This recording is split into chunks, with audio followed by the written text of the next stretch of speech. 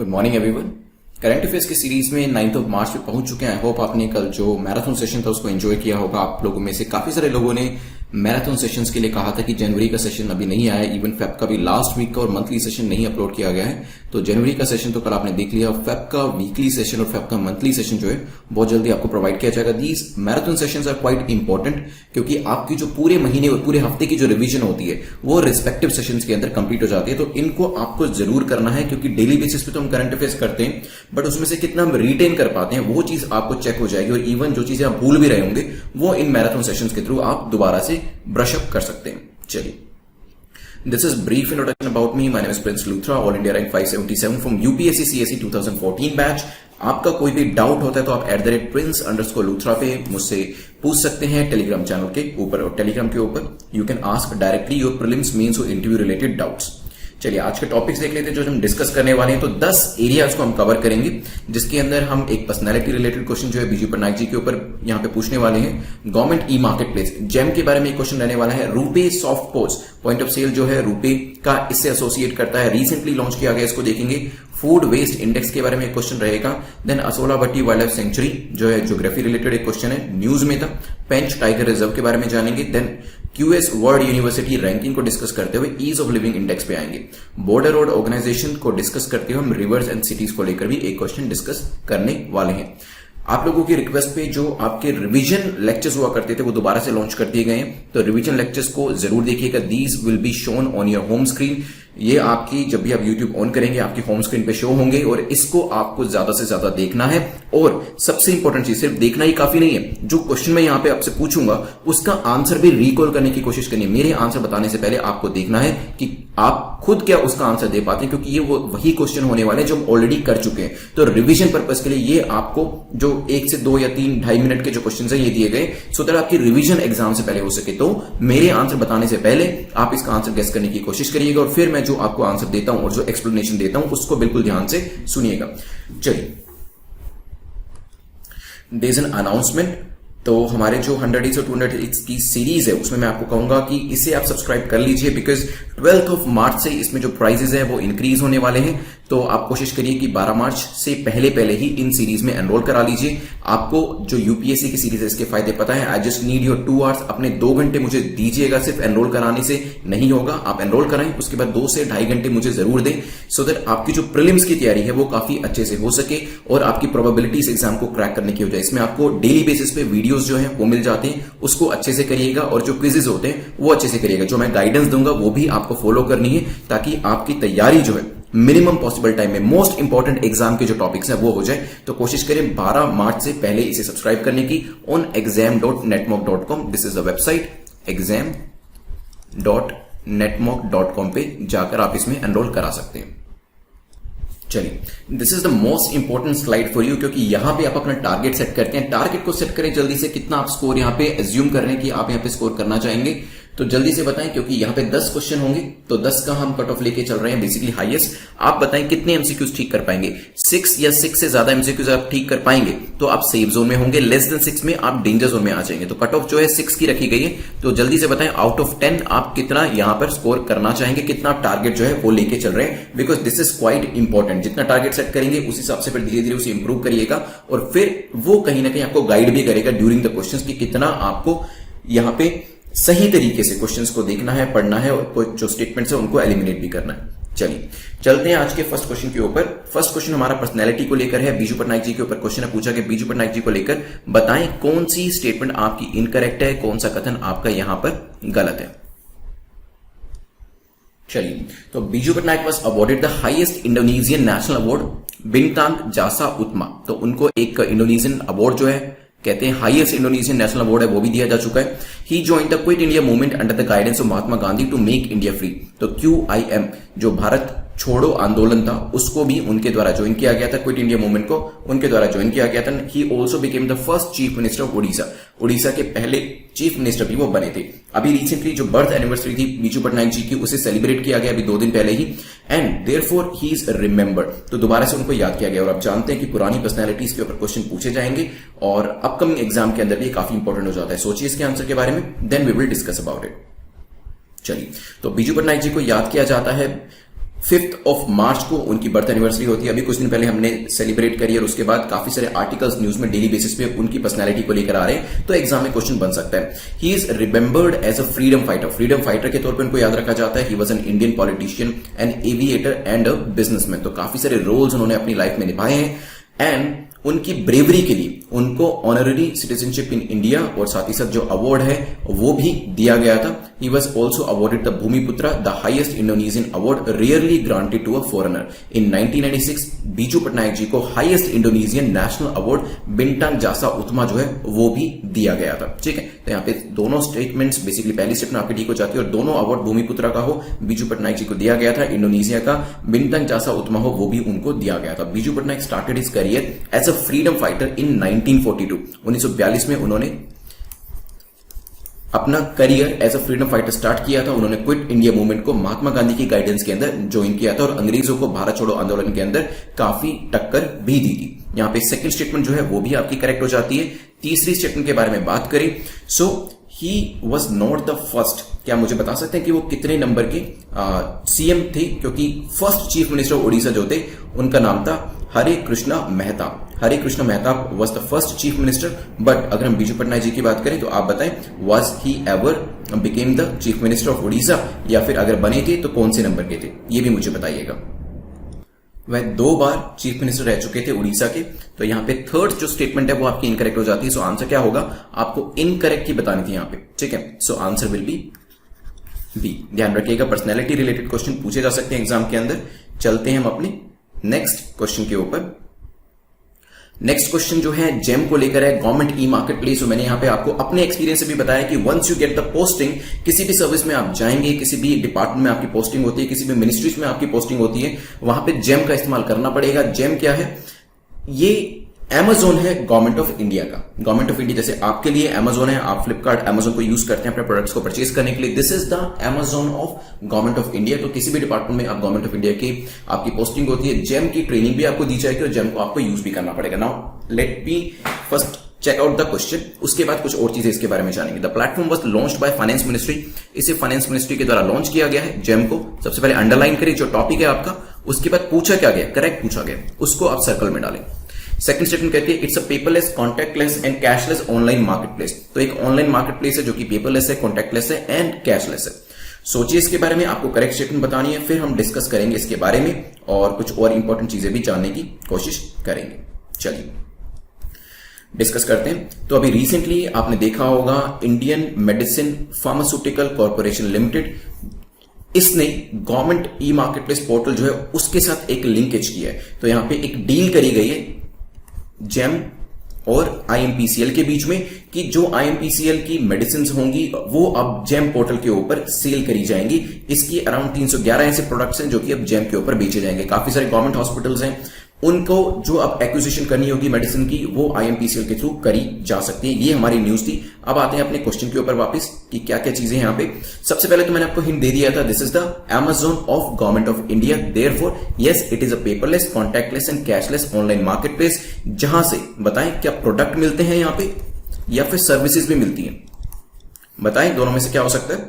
So answer is product services, दोनों चीजें ही आप यहां से एक्वायर कर सकते हैं और इससे जो ट्रांसपेरेंसी है वो काफी ज्यादा आई है। कल जो हमारा लेक्चर था 6 बजे टेक्स्ट बुक के ऊपर, वहां पे हमने डिस्कशन इसको काफी अच्छे से किया था। मैंने आपको अपने एक्सपीरियंसेस भी बताए थे कि जब जेम को मैंने यूज किया था और कुछ चीजें एक्वायर करी थी तो क्या पूरा प्रोसेस रहता है इसका, और आप लोगों को भी उसकी ट्रेनिंग भी मिलेगी और आप लोग भी उस चीज को अप्लाई करना शुरू करेंगे। और इसके फायदे क्या है वो भी मैंने आपको बताया था कि ट्रांसपेरेंसी पूरे सिस्टम में आ जाती है। पहले क्या होता था, पहले जो सिविल सर्वेंट्स होते थे या जो ऑफिसर्स होते थे वो अपनी मर्जी के लोगों को कॉन्ट्रैक्ट दे दिया करते थे फॉर देयर अल्टीरियर मोटिव्स। लेकिन जब से जेम आया है, ना ही कॉन्ट्रैक्ट देने वाले को पता होता है ना ही लेने वाले को पता है इनिशियल स्टेजेस के ऊपर कि किसको जा रहा है। We just give the requirements कि हमें इस चीज की रिक्वायरमेंट है और सिस्टम अपने आप सिलेक्ट करता है कि कौन उस रिक्वायरमेंट को फुलफिल कर रहा है। ठीक है, there are certain loopholes, अभी भी इसके अंदर लूप होल्स हैं जो अब जब आप सिस्टम को यूज करना शुरू करेंगे तो आपको ज्यादा पता चलेंगे। द प्लेटफॉर्म क्या, इसको फाइनेंस मिनिस्ट्री के द्वारा लॉन्च किया गया। It is an online platform for the public procurement, जिसे 2016 में लॉन्च किया गया था। ठीक है, the platform was launched bye ministry of commerce and industry and not bye finance ministry. ठीक है, तो यहां पे पहली जो स्टेटमेंट है वो आपकी इनकरेक्ट हो जाती है। आंसर क्या होगा, B will be your correct answer. चलिए, अगर आप चाहते हैं जिम के बारे में मैं आपको और बताऊं, बिकॉज ये प्रैक्टिकल रहेगा आगे के लिए, तो आप मुझे बता सकते हैं, I just make a separate video on gym, ताकि आपको इसके बारे में और भी ज्यादा जानकारी मिल जाए। चलिए चलते हैं नेक्स्ट क्वेश्चन के ऊपर। Consider the following statement about the RuPay Soft POS system recently seen in the news। तो क्वेश्चन नंबर 3 जो है काफी इंटरेस्टिंग है, रूपे को लेकर है, पूछा गया बताएं इसको लेकर करेक्ट स्टेटमेंट कौन सी है। पहली स्टेटमेंट कहती है RBI has announced to launch the RuPay soft POS for millions of Indian merchants. तो आरबीआई ने अनाउंस किया कि रूपे सॉफ्ट पोस जो है उसको लॉन्च किया जा रहा है। The merchants will be able to accept the contactless payment of up to 5,000 by simple tap and pay mechanism using their smartphones. तो स्मार्टफोन्स का इस्तेमाल करते हुए जो मर्चेंट्स हैं वो 5,000 रुपए तक का जो पेमेंट होगा कॉन्टैक्टलेस तरीके से मोबाइल फोन को यूज करते हुए कर पाएंगे, ले पाएंगे बेसिकली। सोचिए फिर करते हैं डिस्कशन। चलिए सो आई होप आपने न्यूज़पेपर में इसके बारे में जरूर पढ़ा होगा। National payment corporation of India that is NPCI in association with SBI payments, उन्होंने अनाउंस किया है कि रूपे सॉफ्ट पोस जो है for millions of Indian merchants. देखिए अगर आप देखेंगे ध्यान से, चाहे वो पेटीएम हो, आपका यहाँ पे रूपे के साथ साथ एनपीसीआई जुड़ा हुआ है, गूगल पे हो, ये काफी सारे लोग अब कोशिश करें कि मर्चेंट्स को एक ऐसी एप्लीकेशन या फिर कुछ और फैसिलिटेशन प्रोवाइड किया जाए ताकि 1 to 2% का जो मार्जिन होता है वो उनको भी मिल सके। हालांकि यहां पर एनपीसीआई के केस में ऐसा नहीं रखा गया कुछ, लेकिन मर्चेंट को फैसिलिटेट करने की कोशिश करी जा रही है कि किस तरीके से उनके लिए एप्लीकेशंस को डेवलप किया जा सकता है। यहां पर भी आपका एनएफसी जो टेक्नोलॉजी होती है, नियर फील्ड कम्युनिकेशन, उसका इस्तेमाल करते हुए जो मर्चेंट्स हैं वो अपने मोबाइल फोन को यूज करते हुए पेमेंट्स को एक्सेप्ट कर पाएंगे। ये फैसिलिटी जो है वो एनपीसीआई और एसबीआई जो है वो देने जा रहे हैं, और ये अनाउंसमेंट भी उन्हीं के द्वारा करी गई है, ना कि आरबीआई के द्वारा। हेंस पहली स्टेटमेंट आपकी इनकरेक्ट हो जाती है। बट यस, ये जो लिमिट दे रखी है कॉन्टैक्टलेस पेमेंट जो है वो करी जाएगी, तो कॉन्टैक्टलेस पेमेंट 5,000 तक की सिंपल तरीके से simple tap of a button ये कर दी जाएगी। सेकंड स्टेटमेंट आपकी ठीक हो जाती है। तो आंसर क्या होगा, आपको यहां पे करेक्ट ही बताना था, इनकरेक्ट नहीं बताना था। So B will be your correct answer. चलिए चलते हैं नेक्स्ट क्वेश्चन के ऊपर। नेक्स्ट क्वेश्चन है food waste index report 2021 seen in the news is release by. तो फूड वेस्ट इंडेक्स जो है ये रिपोर्ट किसके द्वारा रिलीज करी गई है, ये नाम आपको बताना है। इस रिपोर्ट के अंदर क्या है, न्यूज क्या थी, वो भी डिस्कस करेंगे। But first give me the answers. क्या ये यूएनईपी के द्वारा लाई गई, यूएनडीपी के द्वारा, फूड एंड एग्रीकल्चर ऑर्गेनाइजेशन, या FSSAI food safety standard authority of India के द्वारा इसे लाया गया है? सोचिए। चलिए, so index report is published by UNEP in collaboration with partner organization, जिसमें रैप शामिल था। Out of the total waste generation household accounts for the 61% of the waste. तो ज्यादातर जो फूड वेस्ट होता है वो कहां से होता है, 61% वेस्टेज का जो पूरा पाई है वो कहां से आता है, वो हाउस होल्ड से आता है, घरों से आता है। ठीक है, फूड सर्विसेज जो लोग प्रोवाइड करते हैं वहां से 26% वेस्टेज जो है वो निकल के आता है। ठीक है, सो वो भी अपने आप में काफी बड़ा नंबर है। रिटेल अकाउंट्स जो है, रिटेल जो आपकी शॉप्स होती हैं जो फूड प्रोवाइड करते हैं, 13% रिस्पॉन्सिबिलिटी उनकी होती है फूड वेस्टेज के लिए, और 17% टोटल ग्लोबल फूड प्रोडक्शन जो है वो यहां पर वेस्ट हो जाता है, जो अपने आप में काफी बड़ा नंबर है। ठीक है, तो इंडेक्स कौन लेके आता है, United Nation environment program, A is the correct answer. और ये चीज इंपॉर्टेंट हो जाती है, एग्जाम में पूछी जा सकती है, और सबसे बड़ा नंबर जो है हाउस होल्ड से आते हैं, ये भी ध्यान रखिएगा। UNEP that is United Nation environment program जो है उसने अभी recently food waste index report 2021 को पब्लिश किया है। And as per the UNEP report estimated कि 931 मिलियन टन जो खाना है, फूड है, वो वेस्ट हुआ था अक्रॉस द वर्ल्ड 2019 के अंदर। ठीक है, द एजेंसी इसने और भी चीजें हाईलाइट करी है, that amount of wasted food can circle the earth 7 times. तो इतना ज्यादा फूड था, इतना ज्यादा खाना वेस्ट किया गया कि अगर हम उसे पूरी सर्कल को, पूरी बेसिकली अर्थ को सर्कल करने की कोशिश करते तो वो 7 सर्कल्स होते वो क्रिएट करे जा सकते थे। इतना ज्यादा खाना जो है वो वेस्ट किया गया। ये जो रिलेटिव स्टेटमेंट्स दी जाती है ना, ये जो रिलेशन बनाया जाता है कि इतना खाना वेस्ट किया गया कि यहां से चांद पर जाया जा सकता है, वापिस आया जा सकता है, या फिर अर्थ को 7 बार सर्कल किया जा सकता है, ये इसलिए बताया जाता है ताकि आप इंटेंसिटी समझ सके, इस चीज की जो इंपॉर्टेंस है वो समझ सके, सिग्निफिकेंस समझ सके कि कितना ज्यादा खाना वेस्ट किया गया। क्योंकि कई बार 931 मिलियन टन से हमें नहीं समझ में आता कितना खाना वेस्ट किया गया, लेकिन जब हम ये कहते हैं इतना ज्यादा खाना वेस्ट किया गया कि अगर हम उसे सर्कल बनाना शुरू करें तो पूरी जो अर्थ हमारी, जो पृथ्वी है, उसके 7 चक्कर लगाए जा सकते हैं। तो वो समझाने में थोड़ा सा हेल्प मिलता है। दैट्स वाई ये स्टेटमेंट्स यूज किया जाता है। और ये चीज मैं आपको इसलिए बता रहा हूं क्योंकि मेंस के अंदर भी आप इसी तरीके की स्टेटमेंट्स जब लिखेंगे मेंस के आंसर के अंदर तो बहुत अच्छा इंपैक्ट आपके आंसर का पड़ेगा। चलिए, तो ए इज द करेक्ट आंसर। चलते हैं नेक्स्ट क्वेश्चन के ऊपर। Next question is question number 5 जो कि Asola Bhatti wildlife century को लेकर है, पूछा गया। इसको लेकर 2 स्टेटमेंट्स दिए, आप बताएं कौन सी स्टेटमेंट आपकी करेक्ट है। पहली कहती है it is located at the border of Delhi and Haryana, Delhi Haryana के बॉर्डर के ऊपर ये वाइल्ड लाइफ सेंचुरी लोकेट करती है। This sanctuary is a part of Aravali ranges, Aravali hill range का भी ये पार्ट है। सोचे फिर करते हैं डिस्कशन। चलिए, रिसेंटली ये न्यूज में थी, क्यों? क्योंकि सुप्रीम कोर्ट ने मैंडेट किया है रिच मैनेजमेंट बोर्ड और डिसाइड किया है बेसिकली कि ridge management board has decided to constitute an expert committee to look into the proposal of dumping inert non reactive waste in the mines of Asola Bhatti wildlife sanctuary Delhi. तो ये जो चीज थी news में थी, तो यहां पे बेसिकली जो पैनल बनाया गया वो इसलिए बनाया गया कि जो नॉन रिएक्टिव वेस्ट है, जो इनर्ट वेस्ट है, इसमें बताया जा रहा है कि इसमें कुछ सॉइल भी रहने वाली है, कुछ और वेस्टेज मटेरियल भी रहने वाला है।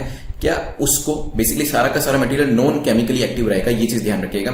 तो ये बताया गया कि क्या उसको जो माइंस है, यहाँ पे जो आपका ये वाइल्ड लाइफ सेंचुरी है, इसकी जो माइंस है वेस्ट, वहां पे इसे डंप किया जा सकता है या नहीं किया जा सकता है। इसके ऊपर पैनल जो बिठाया गया, अभी इसकी जो वर्डिक्ट है वो आएगी, लेकिन आपको लोकेशन जो है वो पता होनी चाहिए। एग्जाम के अंदर लोकेशन आपसे पूछी जा सकती है। तो yes, it is on the border of Delhi Haryana, पहली स्टेटमेंट आपकी करेक्ट हो जाती है। एंड यस, ये सेंचुरी जो है अरावली रेंजेस का पार्ट है। तो दोनों स्टेटमेंट ठीक होने की वजह से आंसर आपका हो जाएगा सी। एक बार लोकेशन यहां पर भी देख लीजिए। So this was the infographic. तो असोला वाइल्ड लाइफ सेंचुरी जो इसके बारे में जान लीजिए। सो 32 स्क्वायर किलोमीटर में फैली हुई है और ये अरावली रेंज पे फॉल करती है। यहाँ पे आप देखेंगे सरिस्का से लेकर राजस्थान में जो है it passes through Mewat, Gurgaon, Faridabad, Haryana तक आती है।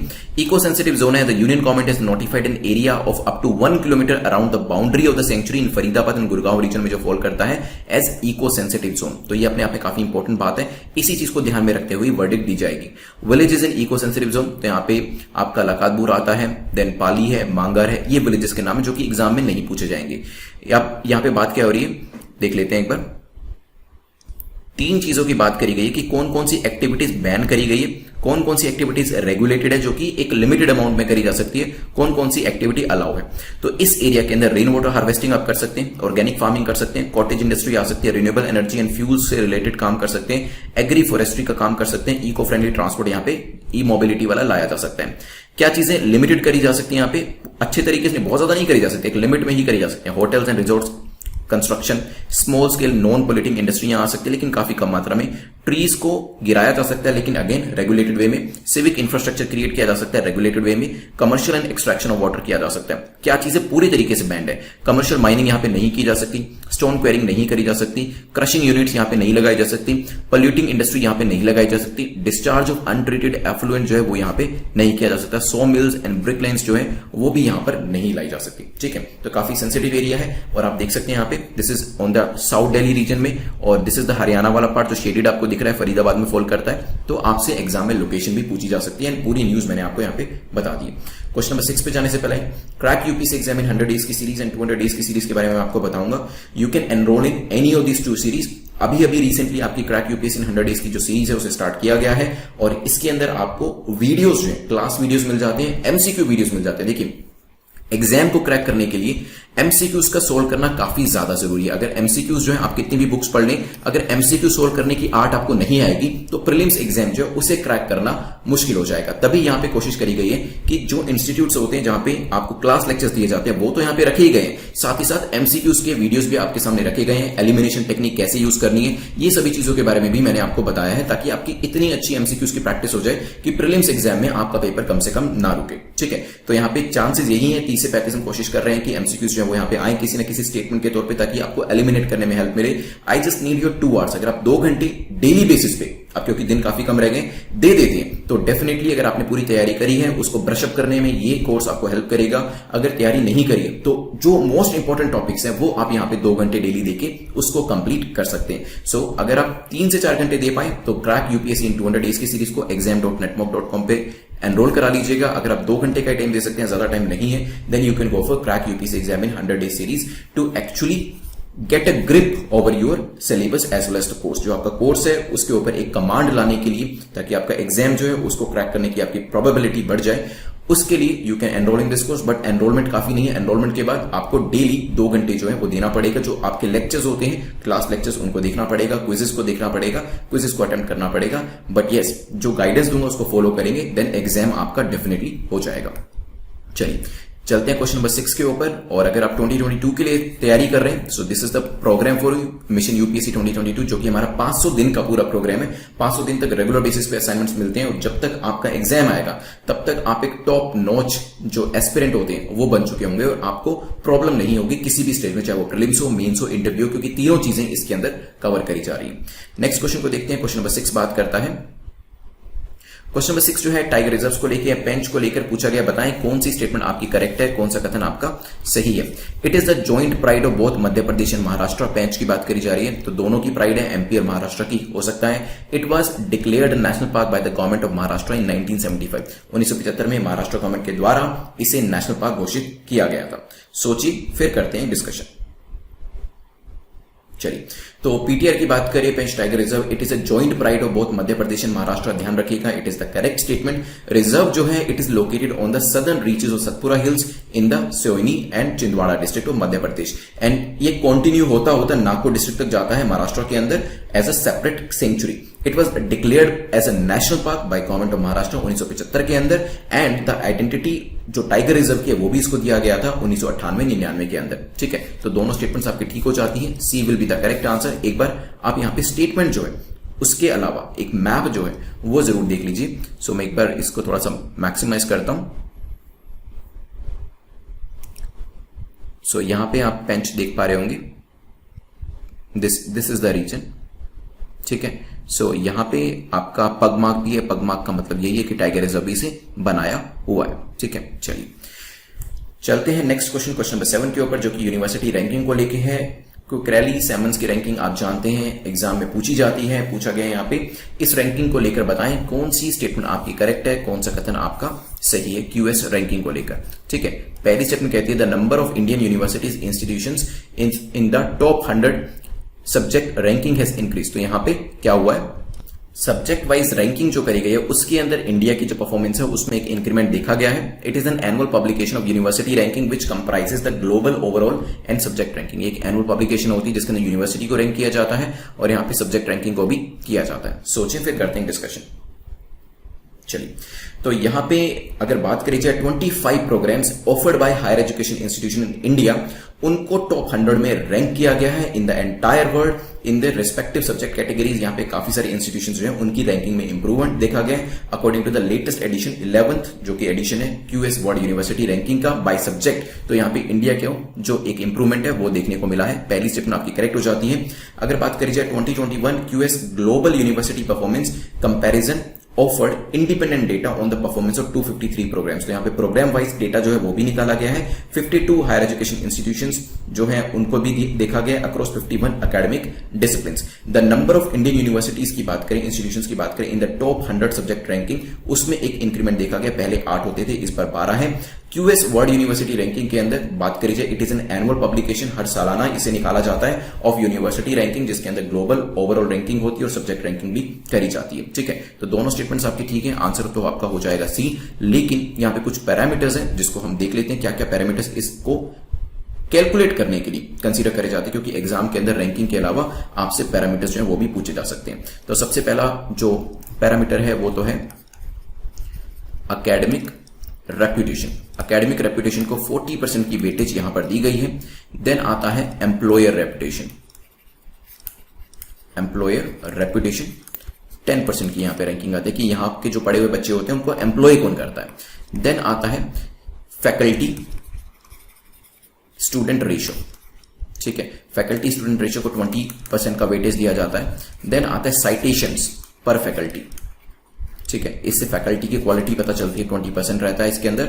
इंटरनेशनल फैकल्टी रेशियो, इसको 5% वेटेज दी जाती है। और फाइनली इंटरनेशनल स्टूडेंट रेशियो, आपके पास इंडिया के बाहर की कौन सी फैकल्टी है या फिर इंटरनेशनल फैकल्टी कौन सी है, इंटरनेशनल स्टूडेंट आपके यहाँ पे कितने एनरोल होते हैं, 5% उसको दिया जाता है। ठीक है, 25 programs offered by higher education institution India, उनको टॉप 100 के अंदर रैंक किया गया है। इसी वजह से ये न्यूज थी और यहां पे क्वेश्चन आपके सामने बन के आ सकता है। चलते हैं नेक्स्ट क्वेश्चन के ऊपर।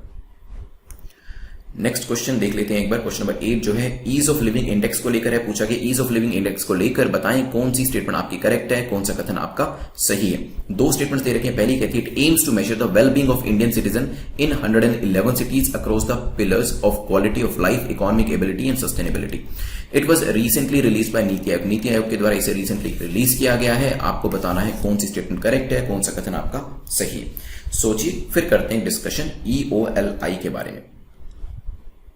चलिए, तो अभी ईज ऑफ लिविंग इंडेक्स 2020 का जो था उसे रिलीज किया गया था, न्यूज में था ये।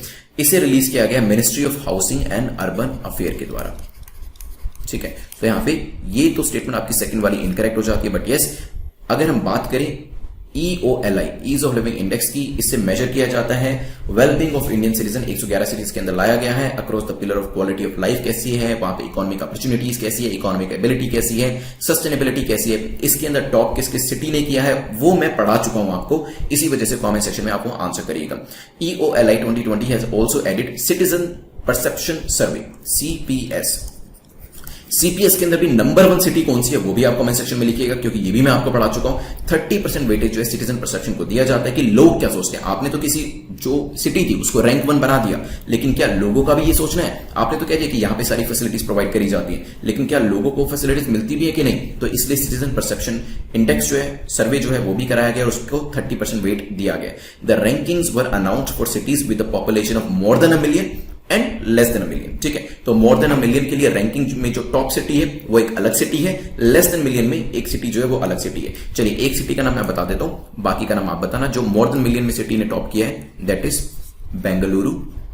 आप मुझे बताइएगा लेस देन मिलियन में किस सिटी ने टॉप किया ईज ऑफ लिविंग इंडेक्स के अंदर, और CPS सिटीजन परसेप्शन सर्वे के अंदर टॉप सिटी कौन निकल के आई है। ये चीजें मैंने आपको पढ़ाई है, इसी वजह से मैं आपसे पूछ रहा हूं, अदरवाइज नहीं पूछता। तो यहां पे ध्यान रखिएगा। चलते हैं हम अपने नेक्स्ट क्वेश्चन के ऊपर। सो यहां पे देख सकते हैं 30% वेटेज जो है सिटीजन परसेप्शन सर्वे का है, 35% quality of life, economic ability and sustainability का है। ये चीज भी काफी इंपॉर्टेंट है, एग्जाम के अंदर पूछी जा सकती है कि बताएं हायर से लोअर ऑर्डर में लगाएं एज पर देयर वेटेज। तो सबसे ज्यादा वेटेज क्वालिटी ऑफ लाइफ का है, फिर आपका सिटीजन परसेप्शन का आता है, फिर सस्टेनेबिलिटी का आता है, एंड देन इकोनॉमिक एबिलिटी का आता है। चलिए, इसके सब फैक्टर्स जो है थोड़ा पूछा जाना मुश्किल है, लेकिन ये आप नोट डाउन करके रखेंगे तो मेंस में आपको आंसर लिखने में हेल्प करेंगे। आज के 9th क्वेश्चन पे चलते हैं, जो कि बॉर्डर रोड ऑर्गेनाइजेशन को लेकर है। BRO को लेकर पूछा, बताएं करेक्ट स्टेटमेंट कौन सी है। The organization is fully funded by ministry of defence. MOD इसे फुल्ली फंड करती हो सकता है। Then border road development board is headed by defence minister. जो बॉर्डर रोड डेवलपमेंट बोर्ड है इसे डिफेंस मिनिस्टर हेड करते हैं। Border road organisation also develop project in foreign countries. Foreign countries के अंदर भी जो प्रोजेक्ट्स होते हैं उनको भी ये डेवलप करने में हेल्प करती है। सोचिए, फिर करते हैं डिस्कशन। चलिए, तो ब्रो जो है बॉर्डर रोड ऑर्गेनाइजेशन, ये अभी एक बेली नाम का जो ब्रिज है 200 फीट का उत्तराखंड चमोली में बना रही है, और काफी न्यूज में था पिछले कुछ दिनों से, तो उसी वजह से बॉर्डर रोड ऑर्गेनाइजेशन भी न्यूज में थी। बात करी जाए तो ये सिर्फ इंडिया में नहीं, आप जानते हैं ऐसे काफी इंपॉर्टेंट LAC LOC के आसपास के एरियाज जहां पे रोड कंस्ट्रक्शन काफी इंपॉर्टेंट होता है, ऑल वेदर रोड वहां पे बनाई जाती है, उसमें BRO का काफी इंपॉर्टेंट रोल रहता है। इसमें इंफ्रास्ट्रक्चर ऑपरेशन चलाना 19 से ज्यादा स्टेट्स के अंदर, UTs के अंदर ये भी इसका काम रहता है। इवन नेबरिंग कंट्रीज जो है अफगानिस्तान, भूटान, म्यांमार, तजिकिस्तान, श्रीलंका, वहां पर भी इसके द्वारा काम किए गए। So border road organisation also develop projects in foreign countries. अगर जरूरत पड़ती है तो ये भी किया जाता है। बॉर्डर रोड डेवलपमेंट बोर्ड जो होते हैं, इसके जो चेयरमैन होते हैं वो कौन होते हैं? इसके हेड जो होते हैं वो प्राइम मिनिस्टर होते हैं, और इसके साथ साथ इसमें डेप्यूटी चेयरमैन जो होते हैं वो डिफेंस मिनिस्टर होते हैं। ठीक है, तो ध्यान रखिएगा। फर्स्ट के साथ साथ आपकी जो सेकंड स्टेटमेंट जो है ये आपकी इनकरेक्ट हो जाती है, क्योंकि डिफेंस मिनिस्टर्स को हेड नहीं करते हैं, प्राइम मिनिस्टर करते हैं। ऑर्गेनाइजेशन क्या फुल्ली फंडेड होती है मिनिस्टर ऑफ डिफेंस के द्वारा। देखिए, यहां पर कनेक्टिविटी को बूस्ट करने के लिए ब्रो जो है इसका रोल काफी कॉन्स्पिक्यूअस हो जाता है। मिनिस्ट्री ऑफ डिफेंस के अंडर आती है। Earlier it received funds from ministry of surface transport under the ministry of road transport and highway. BRO consist of border roads wing under the ministry of defence and the general reserve engineering force. तो यहां पे इन नर्शल बात करी जाए 2015 से पूरी तरीके से मिनिस्ट्री ऑफ डिफेंस के अंदर है, तो आपकी जो पहली जो स्टेटमेंट है वो भी ठीक हो जाती है। आंसर क्या होगा? A will be your correct statement और ऑप्शन, क्योंकि आपको करेक्ट ही बताना था, यहां पे सही ही बताना था। आज के लास्ट क्वेश्चन पे चलते हैं। लेट्स सी लास्ट क्वेश्चन किसके बारे में बात करता है। सो यहां पे बेसिकली मैच द फॉलोइंग करना है आपको। लेफ्ट साइड पे आपको सिटीज दिए हैं, राइट साइड पे आपको रिवर दिए हैं। झांसी के सामने दिया है बेतवा, ग्वालियर के सामने दिया है चंबल, देन श्रीरंगपट्टनम के सामने दिया आपको कृष्णा, एंड विजयवाड़ा के सामने दिया कावेरी, अयोध्या के सामने दिया घग्गर। सोचिए इसके बारे में, फिर करते हैं डिस्कशन। चलिए, देखिए विजयवाड़ा के सामने जो कृष्णा आनी चाहिए थी, वहां पे कावेरी दे रखी है। ग्वालियर के सामने चंबल आनी चाहिए थी, वो आपको करेक्ट दिया गया है। झांसी के सामने बेतवा आनी चाहिए थी, वो भी आपको करेक्ट दिया गया है। श्रीरंगपट्टनम के सामने आनी चाहिए थी कावेरी। तो यहाँ पे विजयवाड़ा के सामने और श्रीरंगपट्टनम के सामने जो रिवर्स है उनको इंटरचेंज किया गया है, बट अयोध्या के सामने सरयू या घग्गर जो है वो आनी चाहिए थी, वो बिल्कुल करेक्ट है। तो आंसर क्या हो जाएगा 1, 2 एंड 5। और ऑप्शन में देखेंगे तो आपको सी में दिखेगा, which is the correct answer. एक बार यहाँ पे कुछ इंपॉर्टेंट रिवर्स जो वो देख लीजिए। सो यहाँ पे आपको कृष्णा दिख रही होगी, ठीक है। इसके आसपास नागार्जुन कोंडा देख सकते हैं आप, और अमरावती पीछे है। देन यहाँ पे अगर आएंगे तिरुचिरापल्ली आपको दिख रहा है, एंड यहाँ पे तांजोर भी आपको दिख रहा है। चलिए, यहाँ पे मध्य प्रदेश में ऊपर चंबल देख सकते हैं, ग्वालियर वाला मुरैना, भिंड मुरैना वाला रीजन आपको दिख रहा है। देन यहाँ पे इसको मैं थोड़ा सा आपको बड़ा करके दिखाता हूं। चलिए, अभी 2 मिनट के अंदर रिवीजन जो है अपनी कंप्लीट कर लेते हैं, और फिर प्रीलिम्स, मेंस और इंटरव्यू के क्वेश्चंस जो है हम उसको डिस्कस करेंगे। देखिए, रिवीजन कर रहे हैं ये, लेकिन एक्टिव रिवीजन रहने वाली है। तो यहाँ पे जैसे ही क्वेश्चन आपके ध्यान में आता है, आप जैसे ही क्वेश्चन आपकी स्क्रीन पे आता है, तो कोशिश करिएगा जितनी भी चीजें हमने पढ़ी हैं आज के लेक्चर में उसको लेकर वो आप रिकॉल करने की कोशिश करिएगा, और मेरे क्वेश्चन का आंसर करने की भी कोशिश करिएगा। तो पहले चीफ मिनिस्टर ऑफ ओडिशा जो है उनका नाम बताएं। इसके अलावा बिजू पटनायक जी के बारे में जो जो चीजें हमने डिस्कस करी थी वो भी रिकॉल करके टाइप करने की कोशिश करें। मीनवाइल मैं भी आपको बताता हूं जो हमने चीजें यहाँ पे पढ़ी हैं। तो क्विट इंडिया मूवमेंट को उन्होंने ज्वाइन किया था as a freedom fighter, Gandhi ji की अध्यक्षता के अंदर काम किया था, और यहाँ पे उनको हाईएस्ट इंडोनेशियन नेशनल अवार्ड जो है वो भी दिया जा चुका है, और भूमिपुत्र का जो अवार्ड है वो भी उनको प्रोवाइड किया जा चुका है। पहले जो चीफ मिनिस्टर थे उनका नाम था हरे कृष्णा मेहता। चलिए, नेक्स्ट क्वेश्चन में हमने डिस्कस किया था government e marketplace GeM के बारे में। प्लेटफॉर्म जो है वो किसके द्वारा लॉन्च किया गया आप बताएंगे। पहला paperless, contactless, cashless online market place है, और ये भारत सरकार के लिए अमेजोन की मार्केट की तरह है, ठीक है। यहां से सर्विसेज और प्रोडक्ट्स होते हैं उनको परचेज किया जाता है, कॉन्ट्रैक्ट परचेज किया जाता है। IMPCL, Indian medicine pharmaceutical corporation limited, which is a CPSE, उसको लेकर ये न्यूज में था। प्लेटफॉर्म को लॉन्च किया गया था 2016 के अंदर मिनिस्ट्री ऑफ कॉमर्स के द्वारा, और इसको लेकर आप अगर वीडियो चाहते हैं तो बता दीजिएगा, I will make a separate video for this. Then हमने रूपे सॉफ्टवेयर के बारे में डिस्कशन किया था, किसके द्वारा बनाया और लॉन्च किया गया वो बताएं। यहाँ पे मर्चेंट्स को हेल्प करी जाएगी, 5,000 तक की पेमेंट वो सिंपली मोबाइल फोन को यूज करते हुए कॉन्टैक्टलेस तरीके से यहाँ पे एक्सेप्ट कर सकते हैं। तो ये POS point of sale machine जो होती हैं उसकी तरीके से इनका मोबाइल फोन काम करने लगेगा with the installation of just an application, और ये बनाई गई है national payment corporation of India के द्वारा। साथ ही साथ SBI पेमेंट भी इसमें शामिल था। NPCI वैसे भी आप जानते हैं, national payment corporation of India is also involve in various technologies, financial technologies, जैसे कि आपका UPI जो है वो भी इसी के द्वारा बनाया गया था। चलिए, नेक्स्ट क्वेश्चन में देख लेते हैं एक बार। नेक्स्ट हमने डिस्कस किया था फूड वेस्ट इंडेक्स के बारे में। मैंने आपको ये आप ऑर्गेनाइजेशन का नाम बताएं किसके द्वारा इसे रिलीज किया गया। मैंने आपको बताया था कि अर्थ को कितनी बार कवर किया जा सकता है। मैंने आपको ये भी बताया था 931 मिलियन टन जो आपका फूड है उसे वेस्ट किया गया है, और ये भी बताया गया कि इतना फूड वेस्ट किया गया कि उसे 6 चक्कर जो है अर्थ के लगाए जा सकते हैं, ठीक है।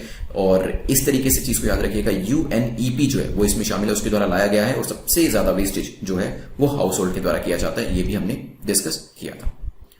देन हमने नेक्स्ट क्वेश्चन नंबर 5 के बारे में जान लेते हैं।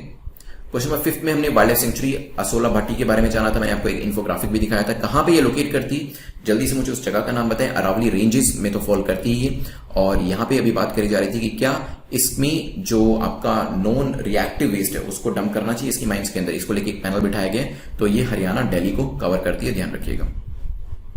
देन नेक्स्ट क्वेश्चन नंबर 6 में हमारा डिस्कशन हुआ था। तो यहां पे हमने पेंच टाइगर रिजर्व के बारे में जाना था। कौन कौन से 2 राज्य शामिल थे उनका नाम बताएं।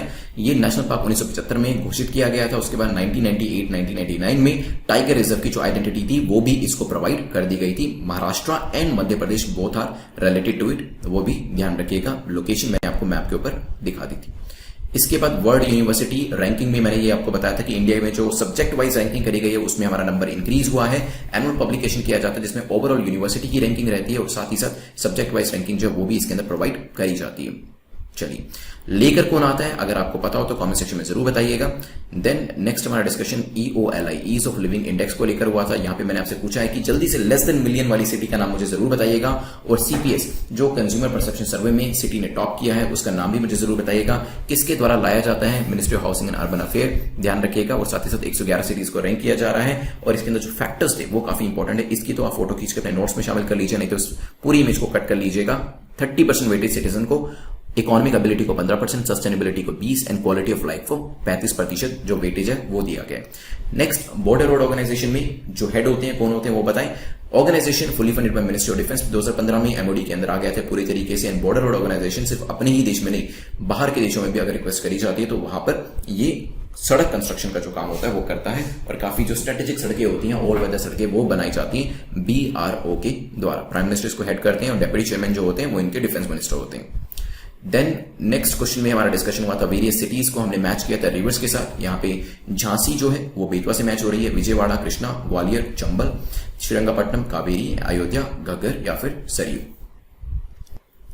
कुछ दिन पहले हमने खुजलीगर के बारे में पढ़ा था, थोड़ा सा आयरोनिकल था, लेकिन yes it is a traditional practice जो एक पर्टिकुलर राज्य के अंदर फॉलो करी जाती है जब भी क्राइम करे जाते हैं वहां पर। तो इवन तो मैंने आपको बेसिक तो बता ही दिए, इसके अलावा आप चाहें तो मुझे उस राज्य का नाम बताएं जिस राज्य में ये प्रैक्टिस को फॉलो किया जाता है, जहां पे खुजलीगर का उपयोग किया जाता है। चलिए, मेंस के क्वेश्चन में how can bio economy can help us achieving the dream of 5 trillion by 2024। तो 5 ट्रिलियन की हम इकोनॉमी बनने जा रहे हैं 2024 तक। बायो इकोनॉमी उसमें हमें कैसे हेल्प कर सकती है ये आपको बताना है 150 वर्ड्स के अंदर।